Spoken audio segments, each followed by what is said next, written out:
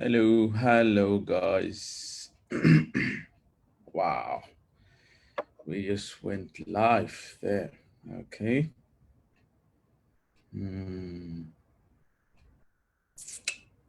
Yes. Okay. Let's try to hook up with some guys. All right.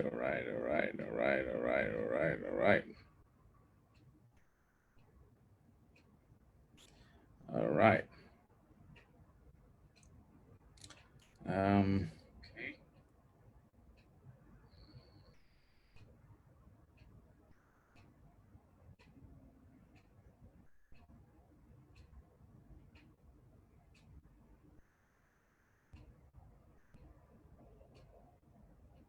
Okay. So, yeah, we want to discuss something very important. Yes, this is very important. Maybe some might not understand the importance of this story, but I'm telling you, this is of great importance. Um, this subject, um, it would, for many people who, if I should say, Seventh Day Adventist, okay, this is very important to follow, okay? You need to follow this discussion I'm doing on Daniel because they will enlighten you and they will make you see what really is happening.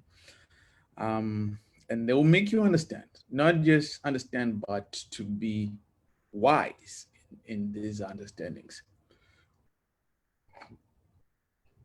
Okay, so yeah. Let me wait for one or two to come.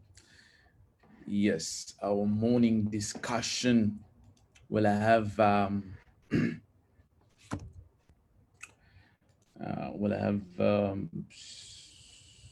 this is going to be rough.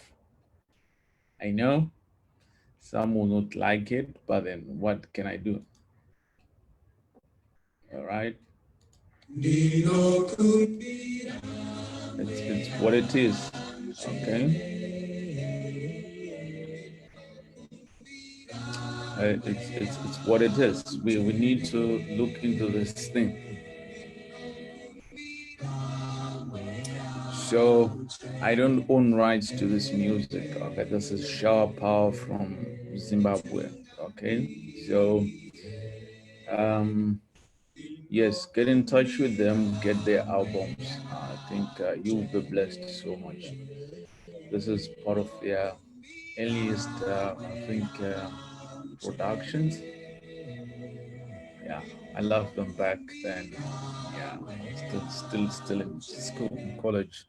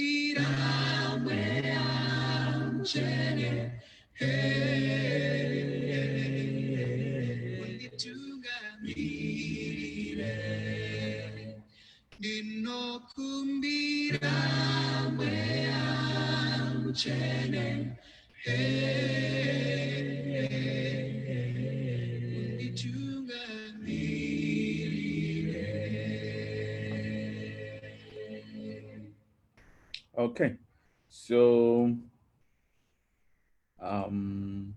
let me say, like, some guys, they'll get me while I'm in the middle of discussion. Some they will get to watch later. Okay, so the thing is, the question I'm trying to deal with is, what really happened in 1844? So to some, they want to understand where am I coming from? What is the background to the discussion 1844? So this is the basis, or this is the main theology in Adventism, in Seventh Day Adventism. They believe that in 1844, Christ, or the Messiah, Messiah, entered from the holy place into the most holy place, okay, which was a symbol, or which signified, or was a type of, or was an antitype of the type which used to happen in the Jerusalem temple in the 7th month on the 10th day, which was called the Day of Atonement. So this is what they believed, and this is what they believe now, okay? This is what Adventism believe now, that we are in the Day of Atonement is a continuous process which started in 1844. And it's a doctrine, okay? It's a fundamental belief there of the 1844 Christ ministerial work in the holy place, that he moved from the holy place into the most holy place in 1844, October 22.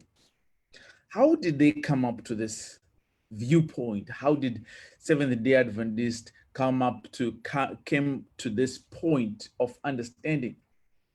Okay, then I would want to find, are they correct in assuming that position? Or fair and fine, let's say that the pioneers believed in that, but then are they justified to stay on the same path and to teach it to everyone around the world who calls themselves Seventh-day Adventists? They teach them this thing, that Christ entered the most holy place in 1844. Is that the truth? What happened in 1844? This is where this is what I am battling with. Okay, what happened in 1844? So what Seventh-day Adventism teach today is that 1844, Christ entered into the most holy place, which started the occasion of the Day of Atonement. But exactly what is the Day of Atonement? What do we understand by the Day of Atonement? What used to happen on the Day of Atonement? Because then if you put that understanding onto the table, if you place that understanding on the table, discussing what happened in 1844, then you need to bring that which happened before and after into context, so that this thing might be true, because you don't take one abstract condition and put it into a formula or in your own situation and finish your explanation with just that tool in place. You don't work this way. You need to put the whole understanding in the bigger picture. It just doesn't work like that. So what happened in 1844, 22 October? There was a gentleman called William Miller. I think I've been discussing this over some time. There was a gentleman called William Miller, and William Miller, around 1828, 29, he began to teach after his own discoveries or findings of trying to prove that the Bible, actually trying to prove that the God of the Bible was actually he created but was not involved in the things that happen on earth and around. Okay, so that's deism. So he wanted to prove the Bible that it was more deistic than what the Christians or those who read it understood. So when in his reading, he came actually to be convinced otherwise that the God of the Bible, of the Elohim of the Bible, was even more concerned and was more involved in the issues that happened around on earth and around the people whom he had created.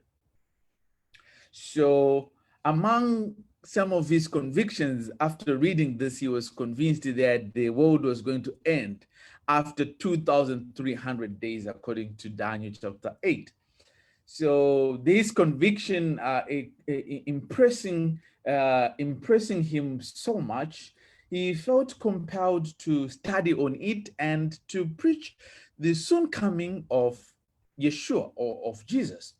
And this was probed up, was set up because of the understanding of 1755, the great earthquake of Lisbon, and the dark day of 18 May, 1789, 1780. Wow, that day kind of lost that day. And also the happenings of 1833, the falling of the stars, the meteoroid showers, okay? With this package, the understanding of Matthew 24 meant a lot. It became so resounding in his head and in his studies that he was so convinced that the coming of the Messiah was soon and was at hand. It was just gonna be, this is it, according to him. So when he had understood the history and connected with the understanding of Matthew 24, William Miller came to a calculated move that said that in 1844, in 1843, okay, that was the original date, but what they really came up to find was 1844. But what he said was that Jesus' coming was so imminent that he wanted to preach the soon coming of Jesus. Okay, so he began and he embarked in this teaching that he is coming, he is coming, he is coming. So when he was teaching this, William Miller, he gathered a lot of discussions, and people were joining in his deliberations. And chief of them was a guy called Joshua V. Himes. Okay, so Joshua V. Himes not only believed the message, but Himes went on to partner with William Miller, which around the mid-1830s, they became a force to reckon, where Joshua V. Himes was going into the centers, and he would find, he would go and discuss with the bishops, the evangelists, or the congregations, those who owned chapels and churches, and say, there is this teaching, there is this man, you need to listen to him. By that, they invited William Miller to come and preach. The vehicle to this was Joshua V. Himes. So William Miller would come and emphatically he would say and present his discussion. He would throw verses, explanations, what he thought. But they ever felt that they were not being effective. So they wanted to publish what they were discussing. And they began to borrow space in other magazines or newspapers from the Methodist Church, the Anglicans, the Presbyterians. They wanted to get access into the material that they might write these things and discuss.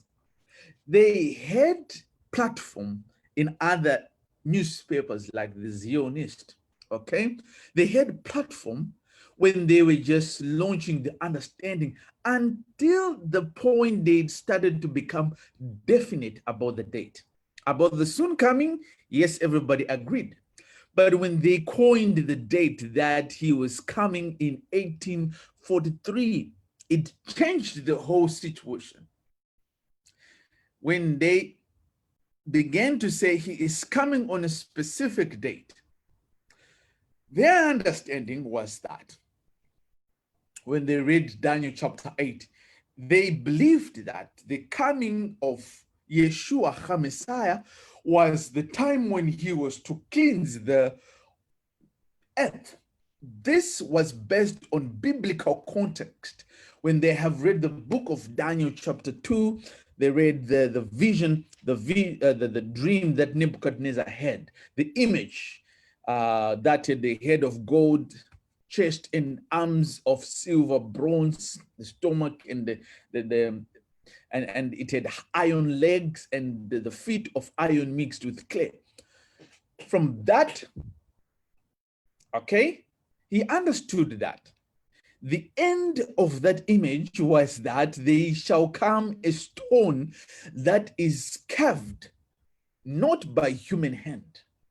The stone that was carved not by human hand would come and destroy the image.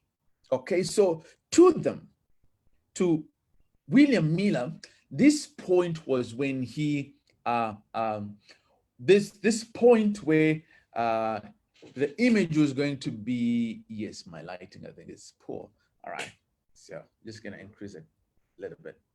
Okay, so this image, okay, this image to William Miller showed the end, or was the resultant, what was the resultant or the end result, the end game of this kingdom's coming. At the end, this thing would happen.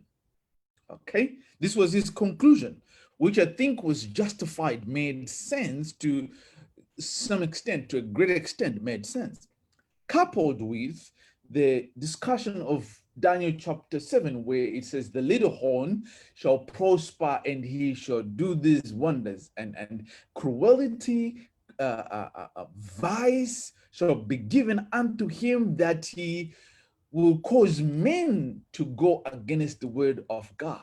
And after he had done that, Daniel chapter 7 says that, I think it's verse 24, where he says that, then the judgment throne was set and he was judged. So to that, the sitting of the throne and the judgment, William Miller understood this as the end of the world. So he was justified in that understanding. The other point which they took into cognizance was Daniel chapter 8, verse 25, which says that the little horn shall do all these wonders, and he shall speak great words against the Most High, and to him will be given a host by reason of disobedience, that they shall desecrate the temple or the sanctuary of God. It was given to the little horn. But the interesting point for William Miller in this movement was that he shall be destroyed not by human hand. Destroyed not by human hand. And that, to them, was the final nail, the final stitch that completed their understanding that at the end of the 2,300 days, then the end shall be. This seemed to be taken from the understanding of Gabriel's explanation of Daniel chapter 8. I'll come to that. All right. Last week, I tried to explain the same thing, but I realized that the danger is I'm thinking I've explained this, the nitty-gritties along, but I haven't. So it went on to take me 2 hours, and even within the 2 hours, I not finished. So I'm breaking it again, okay? And this part now deals with what really happened in 1844, okay? Should we conclude then that the 2,300 days came to end at this time? Or should we understand the Bible? Should we understand the written word first, that we might come to understand what Daniel was discussing? Because I think the danger is that we are assuming, we are taking the conclusion of the Millerites to be 100% correct. These people were in dire distress. Imagine the constitution of the land changing because your expectation did not happen.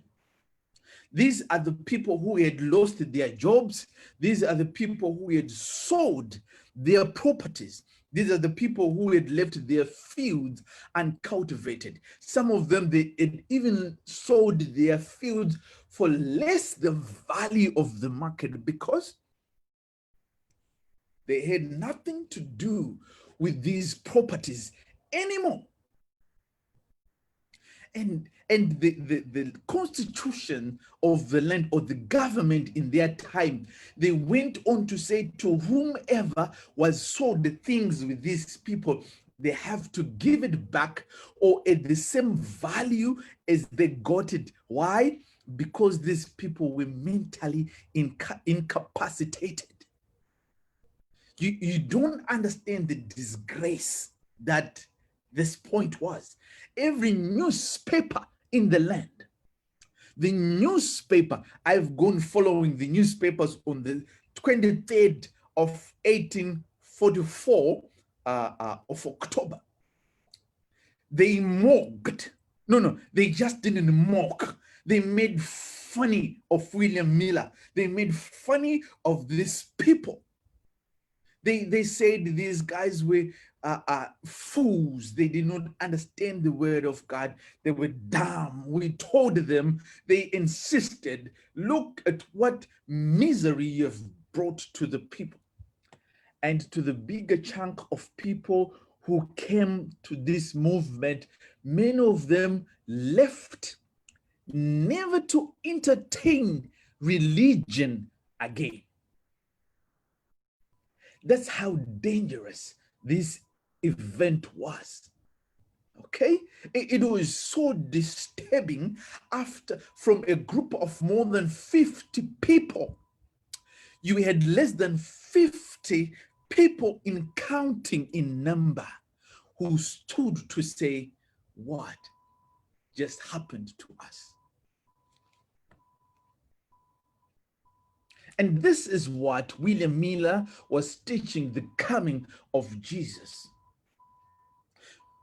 But as they were teaching this ideology, they also went to say that what was going to happen after their Messiah, the expected coming of the Messiah would have happened. They had interpolated what would happen. This was from Revelation, that there shall be a millennium.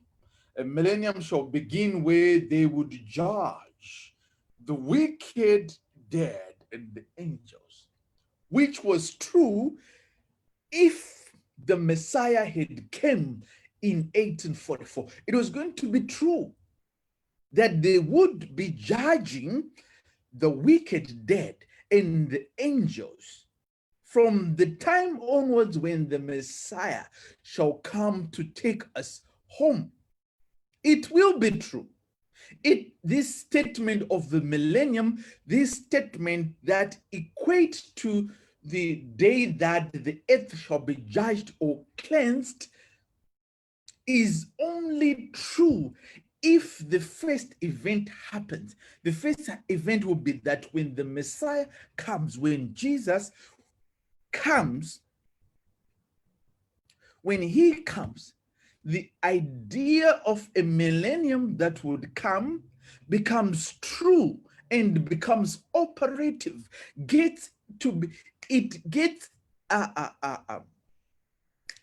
it begins to count down the millennium because the Messiah has come. So when the Messiah has not come, you cannot begin to calculate the time of a millennium or the time when we shall judge the wicked, or when the wicked shall be judged by an iron rod, when the angels shall be judged. You cannot begin to do so. Only until that time when the Messiah is seen. So, for me, William Miller and his gentlemen were correct in what they were expecting. The end of the world. They were correct. And I'm going to deal with the sanctuary story. Which sanctuary was it? The sanctuary in heaven. I think if there is anything that is absurd, is the belief that the sanctuary in heaven has to be cleansed. Cleansed of what? You see,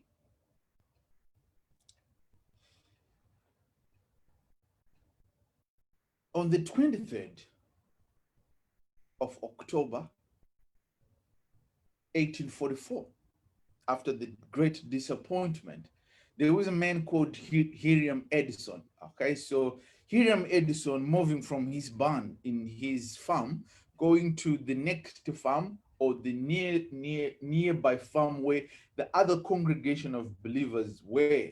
Okay, so he was passing through a field of corn, him and a friend who was called Owen Cruiser. Okay, so as they were walking through the cornfield, okay, the friend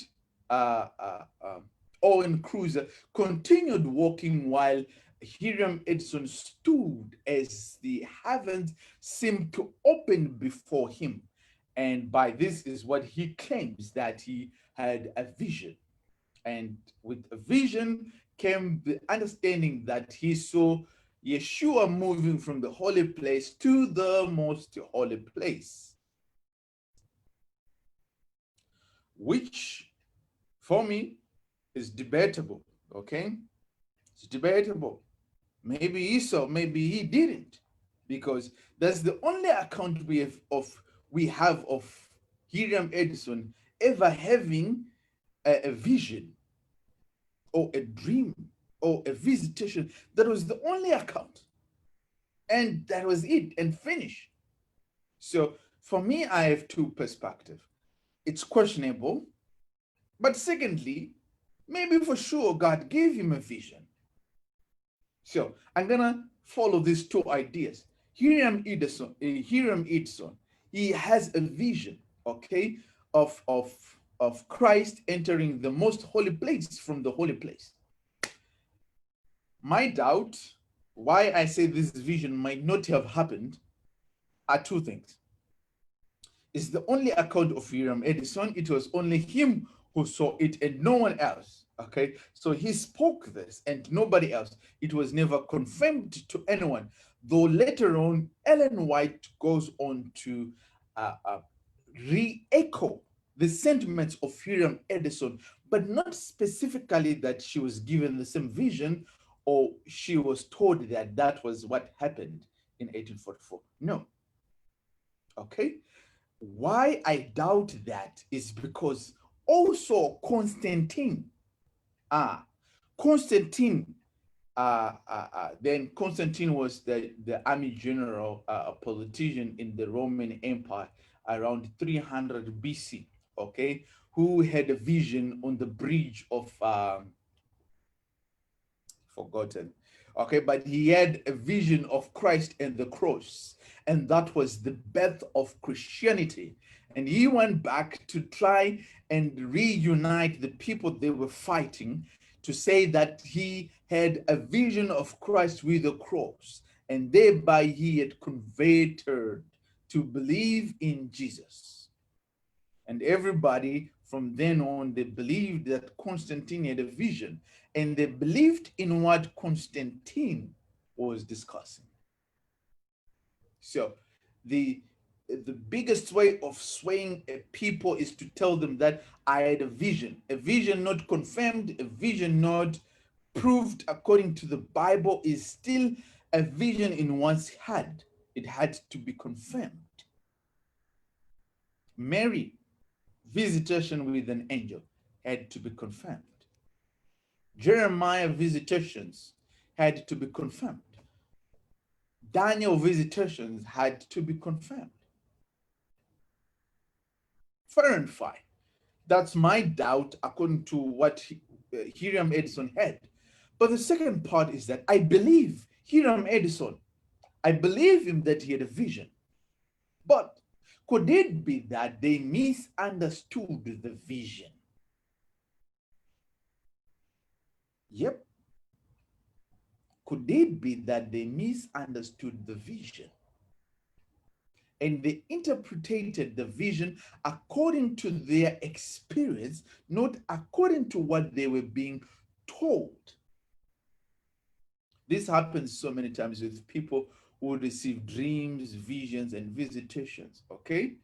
They kind of, especially in dreams, okay, or visions, people kind of want to interpret them according to what they are experiencing themselves, but not what they are being told should have happened or is to come and to happen. We normally take it to our own experience. For example, I have said one time, I think I posted it on Facebook and said that on the 29th, is it 29th of March, I got a dream which was saying that that was the day when my mother died. Okay, and I was thinking, wow, I cannot even discuss this thing, okay, because maybe it's my real mother who's going to pass away on this date. Okay, apparently there are two things that happened on the same day. My mother didn't pass away. Okay, but what happened when I was sitting in the church where I'm coming from, okay, when I was sitting in the church, one gentleman, he came, he was preaching, he was discussing things with which brought the error so much, the error which is being taught by this institution so much that I felt so disgusted. The man was preaching with such eloquence and respect, and yet it was full of lies. And I understood when he said that that was the day when my mother died. That was the day my heart began to reject this institution. My heart began to say, no. So all this time I've been striving to have discussions from within, to discuss from, but you will not get this platform. They don't want. The institution is closed, it's barricaded. You can read, but you cannot understand. This is what is in Adventism. Seventh Day Adventists, they don't know this, the general people, that you can read all you want, but you are not allowed to understand otherwise. You begin to understand otherwise, you become the enemy of the state. You become the enemy of the church. It's ridiculous. This is a matter of belief. This is a matter of conscience. This is a matter of my conscience, how I am compelled, how I am impressed in the word of Yah. The church has no right to control the conscience of people. The church has no right to control and limit the explanations of biblical truth. They have no right. They have just become like the mother of harlots. Babylon, it has become. Yes, Babylon. This thing has become Babylon. For you have started to control people's minds. That if you read, you are told not to understand. And the bunch of people in Adventism, they don't understand anything. They don't even read to understand anything. They don't want to understand. They read to confirm. They discuss to confirm. They teach each other to confirm the thing that was written by someone in the General Conference in the United States of America. You didn't go to school? What is the problem? You cannot read the Bible like the men of Berea? Paul was teaching the men of Berea. They did not take Paul at his word. Even Paul, when he was a minister, even Paul was an evangelist, even the disciples were the apostles of Yah, the Bereans, they went home and searched if what the men were teaching was so according to the scripture. And this the Adventists, they don't do. Seventh-day Adventists, they don't do this thing. This is where the problem is. Because the fewer of you, if they would begin to read for themselves, to understand from themselves, you will understand.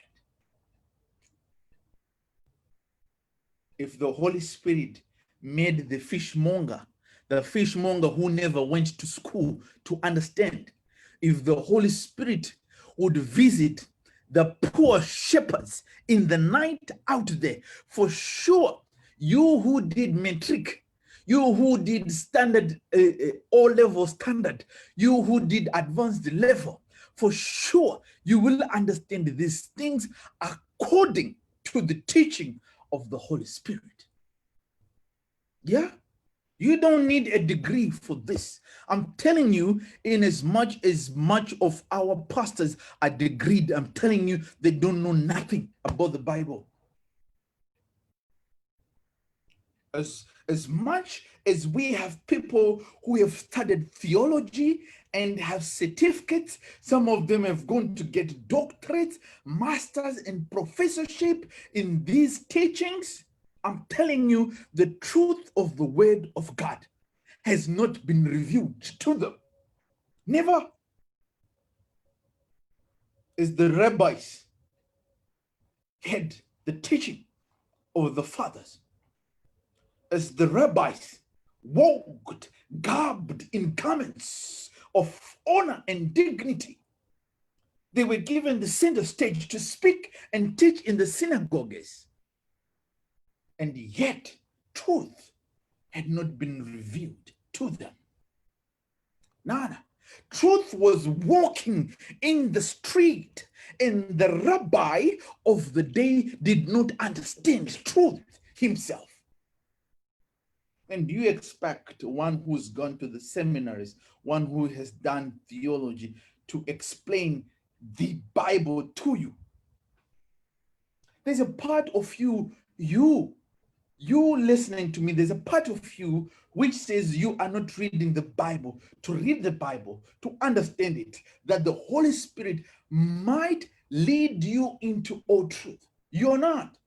You are reading and following a devotional, a morning devotional.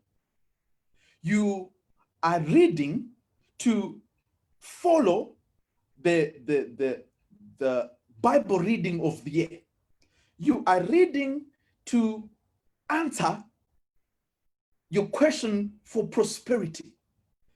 You are reading the Bible so that you can finish a certain expectation, Master Guide Training, PLA. You are reading so that you might teach a lesson the next Sabbath. You are not reading to understand the word of Yah. This is the problem with people in Seventh-day Adventist Church. We are not reading to understand. And we have remained in the blanket of ignorance even until today. And Ellen White saw this in 1910. In 1910, Ellen White, when she was interviewed by D. Daniels, who by then was the president of the church, okay, in the interview, she was confirming that, yes, she had a vision where she was given the picture that in the last days, the church shall change its viewpoint before the throne of God. And specifically, what she referred to was the picture that she had in 1903, where she was asked to go and what do you call it? To look under the garments of the ministers in the church. She said, go and check under the garments of the people in the church, for they have become rotten inside, garbed with the garments of honor, of theology. And yet, inside, we are rotten.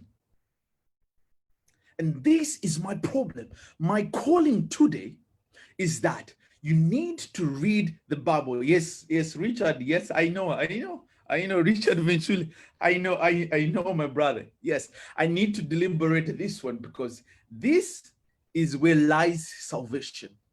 Salvation is not coming in a platter or a register. It's going to come one by one. An individual, me and you, me and my family. That's how salvation is going to come. Not as a church group. No. So let me deliberate on this, okay?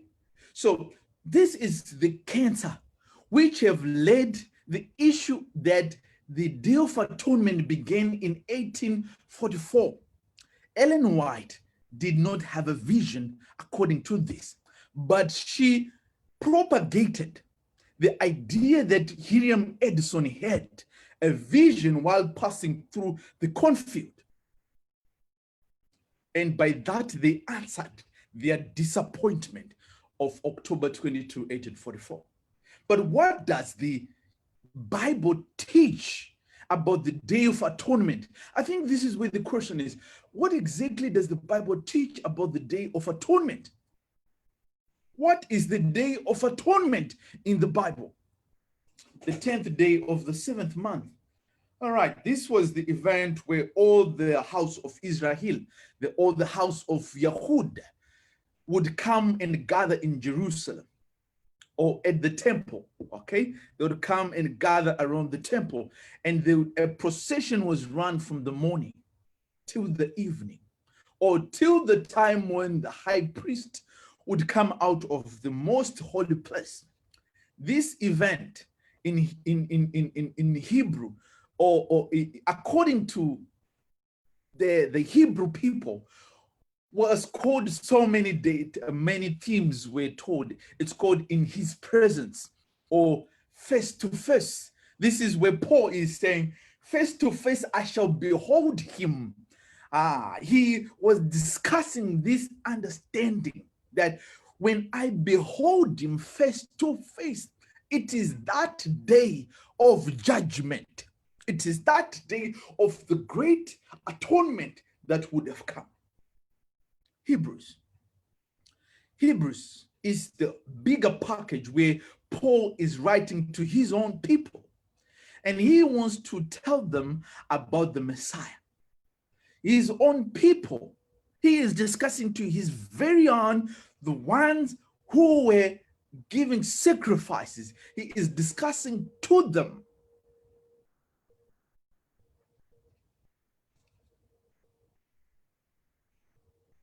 First of all, let's read according to the words of Paul. All right. Yes. So I'm going to read Paul, Hebrews chapter 8, verse 1 to 6. Now the things which we have spoken, Hebrews chapter 8, verse 1 to 6. Now of the things which we have spoken, this is the sum. So if you go down, Paul was introducing Jesus as one of them. So he makes him a priest. So that the Hebrew people might understand him from that context, that he was one of their own. He was the very one that God had sent. So this is why when you go on to chapter 3, Paul discusses the Exodus from Egypt. And he gives a similitude in Hebrews chapter 4 that inasmuch those were coming out of the physical Egypt, so as through the Messiah, we are coming out of spiritual Egypt. Them were coming from the physical Egypt to the promised land of Canaan. We are coming from the spiritual Egypt to the promised land, where he will take us into heaven. For them, they were promised the rest of the Lord. For us, the rest of the Lord is through Jesus, through the Messiah. If we would believe them, that we would move from spiritual Egypt, go to Revelation chapter 11, verse 5 and 6, spiritual Egypt, okay? So we are to move over from the spiritual exodus to the promised sabbatical rest in heaven.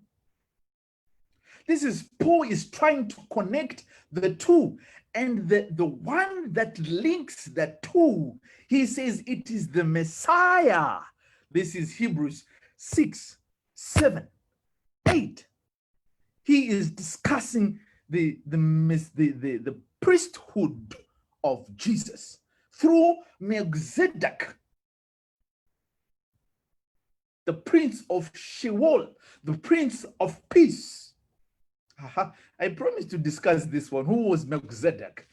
It's absurd for people to say Melchizedek had no father and no mother, but Abraham met him. He was neither born of a woman. Who was Melchizedek? And I'll come with that. Interesting. Maybe Sabbath afternoon when we just having like an understanding picture. But the point is this I'm discussing is that, you see, Paul is telling the Hebrews that Jesus, when he died, he was a high priest who walked and marched through to the throne of God with his own blood, the throne of his Father with his own blood. Let's read Hebrews chapter 8. Now, of the things which ye have spoken, this is the sum. We have an high priest who is set on the right hand of the throne of the majesty of heavens. Imagine, when is Paul discussing this? When is Paul writing the book of Hebrews? Exactly, it has to be before 100 AD. It has to be before 100 AD.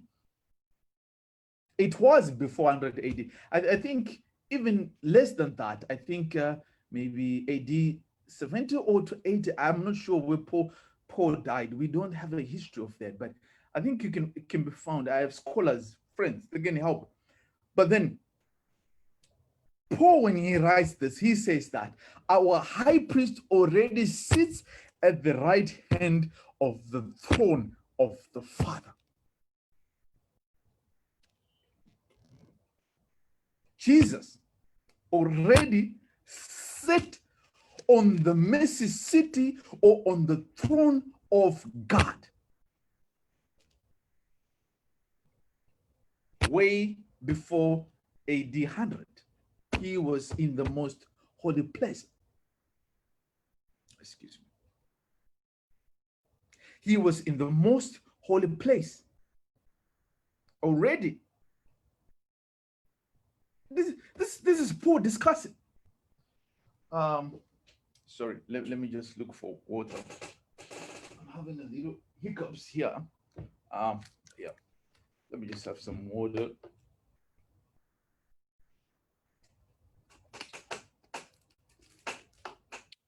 Okay, so we have the picture here. Paul is discussing and saying that he is already in heaven. He is already with the Father.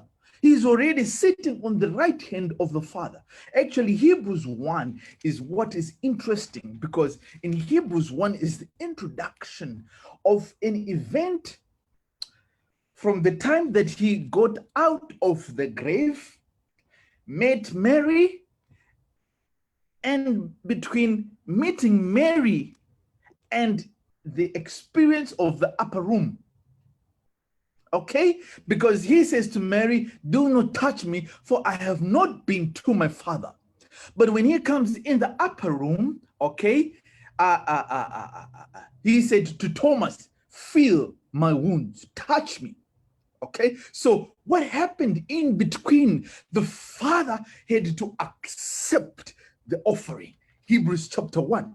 For to whom of these angels has he ever called this name? Okay, this is Hebrews chapter 1.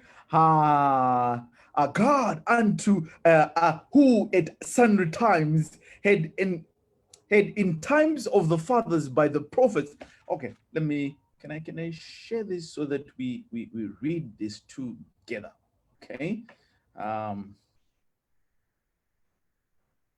Okay, let me read. Hath in these last days spoken unto us by his Son, whom he hath appointed heir of all things, by whom also he made the worlds. Who being you see how he mix John's statements and the prophets, okay? Who being the brightness of the glory and the express image of him person, and upholding all things by the word of his power, by whom the sins set down at the right hand of the majesty of the Most High. Being made so much better than the angels, as he hath by inheritance obtained more excellent name than they. For unto which of the angels said he unto any, thou art my son, and this day have I begotten thee, and again I will be unto thee a father, and he shall be unto me a son. Thy throne, O God. Wow. Oh my. That's verse 8. But unto the Son he said, thy throne, O Elohim, thy throne, Jehovah, is forever and ever. A scepter of righteousness is the scepter of thy kingdom. The offering accepted. The offering having been accepted, okay, and by this,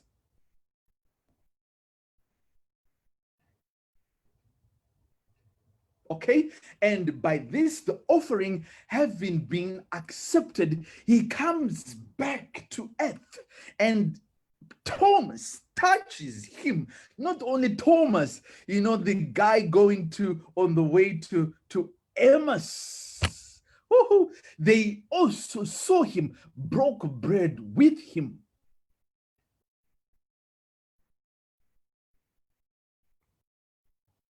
And in this, he sat on the right hand of the throne of his Father way back before AD 100. No, that's not enough. The other picture you want to have is Revelations chapter 4 and chapter 5, when the throne room in heaven is set up. No, the throne room in Revelation chapter 4, and the sun is being the grandeur of an occasion is being set up, and they said the angels were there, the Father were there, the 24 elders were sitting there, the holy creatures were sitting there, all of them were there, the seraphim, the guiding angels were there. This is where the preacher man begins, and he says, open ye the gates, oh, the gates of old, open ye, that the King of glory might walk in, that he who comes as the victor, he who comes of the root of seed of David might come and receive the scepter. One of the king of the kingdom of Yahud. This is why John cries in Revelation chapter 5, because the coming, the death or the priesthood of Jesus had to be ordained, had to be accepted. It had to be validated. Who is worthy to open the scrolls and break the seals thereof? Who is able to open the scroll that was written inside and outside and was sealed with 7 seals? Who can open it? Who can break the seals? Yeshua would not break it before the cross. For before the cross, his value to us was not yet gained. For he gained when he paid the ransom of my death, when he paid the demand of the law, that which was lost by our father Abraham, he claimed by his death. When he shed his blood, he paid the price that we were supposed to pay. It was this merit, it was his death, not the good works. No, it was not the good works, the miracles, the feeding the hungry, the preaching, the miracles. It was not the good works that made him worthy to open the scroll. No, what made him worthy to open the scroll, and that was written inside could be revealed, was that he hung on the cross. Paul, who entered in the most holy place of the chambers of the Father, not by the blood of bullocks or of animals, but by his own blood, entered he into the most holy place. So if you want to come and tell me that in 1844, Jesus entered into the most holy place, and there's something you're not understanding in the Bible. You see,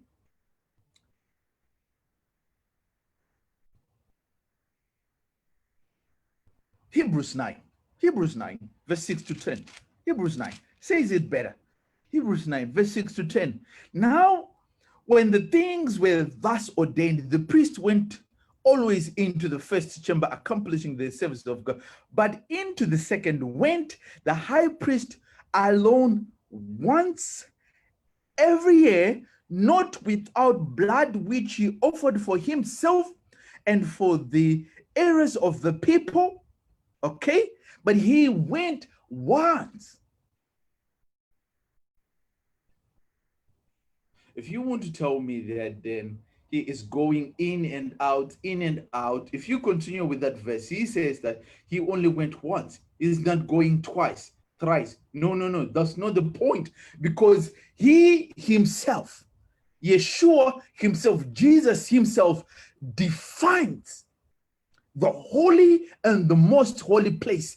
The holy and the most holy place are imbued in him. He is both the services at one go. What meaneth me?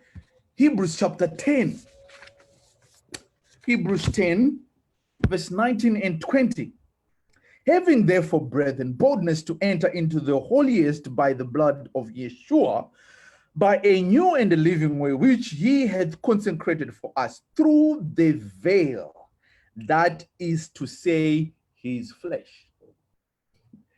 The veil of the temple is the flesh of his body. The veil of the temple of God is the flesh of the Messiah himself. So, see this picture in the sanctuary, the one on earth. Okay, the veil represented Christ. The high priest in the holy place represented Christ. The one who would enter into the most holy place represented Yeshua himself. So throughout, he was everything. When he comes into heaven, heaven becomes defined as a salvific process only by the reason that him comes into the sanctuary with his own blood. When Jesus comes into the sanctuary with his own blood, he defines everything what the earthly sanctuary stood for. You gather that? Yes, this is the point where I'm saying that what really happened in 1844? You cannot say the Day of Atonement began that time. That will not be true. That's not true. The Day of Atonement did not start then. Actually, you are supposed to follow the Day of Atonement year in and year out, okay? Year in and year out. You're supposed to follow the Day of Atonement because it is symbolic to put you into practice, into that which is to come.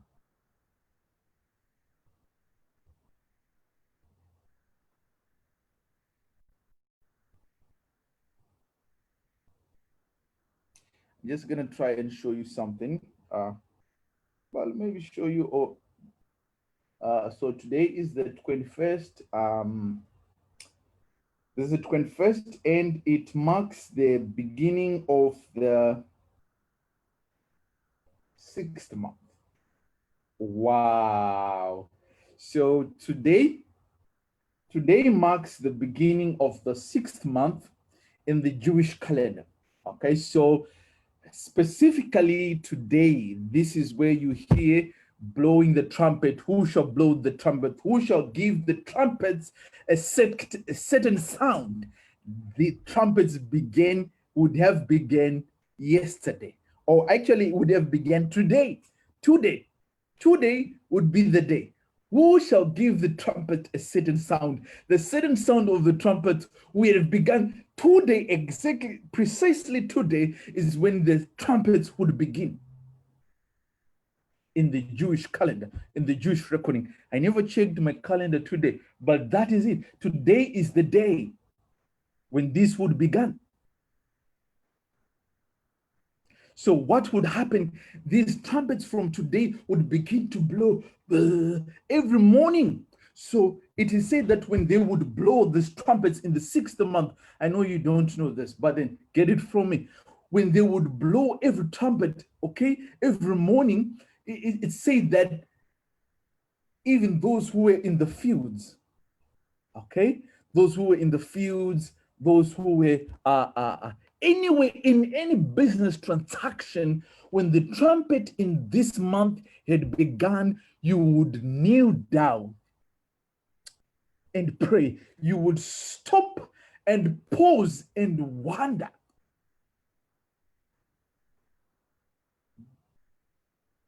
The day of the Lord is about to come.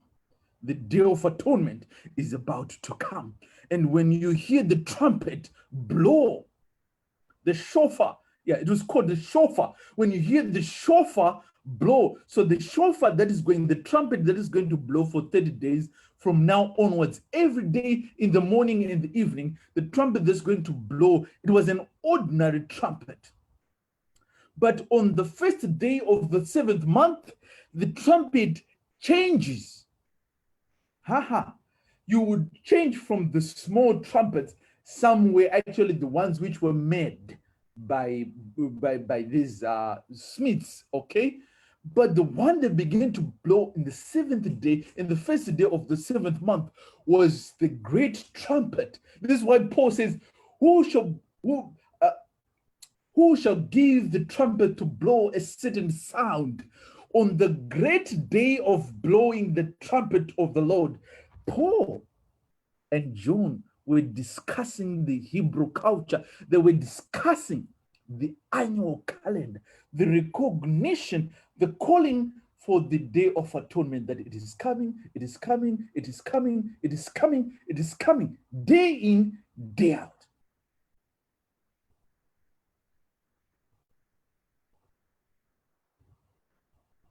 All right? Yes, day in, day out.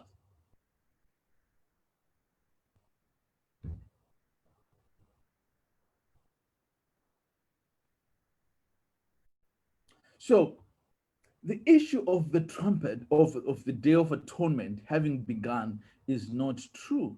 Okay. However, we in our state are still to understand when the Day of Atonement comes, because it is on such a day he is going to judge the world. The trumpets shall begin to blow.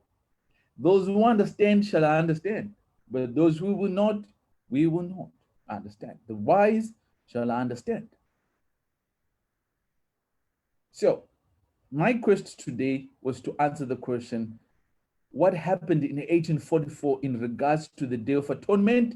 The Day of Atonement would have started way back. If it was Christ entering into the most holy place or sitting by the right hand of his Father, it would have started long back, way back as AD 30, AD 31.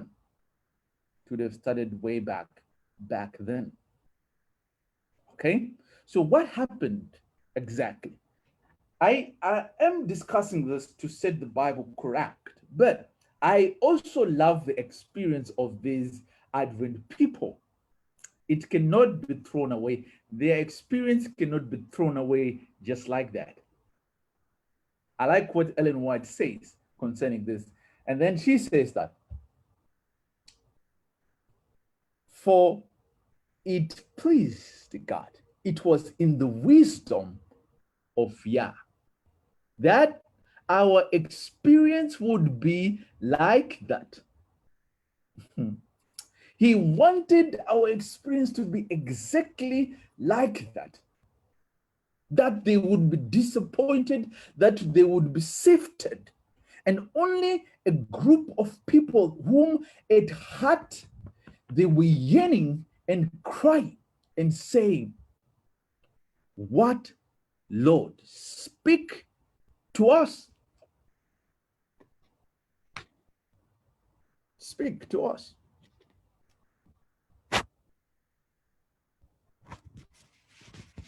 Speak to us.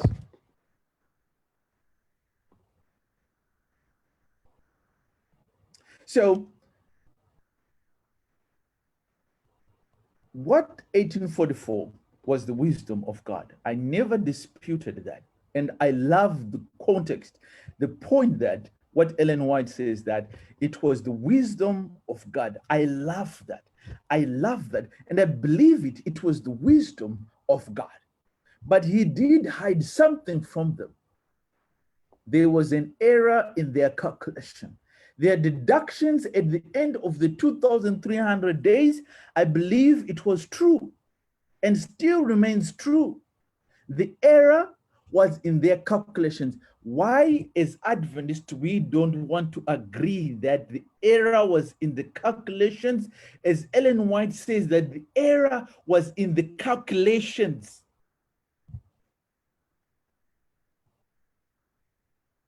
So that we might go back to the calculations. Then the church of today now is strong in, man, no one knows the day nor the hour. No one knows the day nor the hour. Matthew chapter 24. I've dealt with no one knows the day nor the hour, okay? I've dealt with that. So you can do check my videos, okay? I have one which says no one knows the day nor the hour. It's not specifically to imply that, sorry, toying with my cables. Actually, when he said no one knows the day nor the hour, he was actually giving the day and the hour. It's precisely the day and the hour. Okay, he was given a precision. That precision was 100% to dot to the point. But you see, only the wise shall understand. Okay?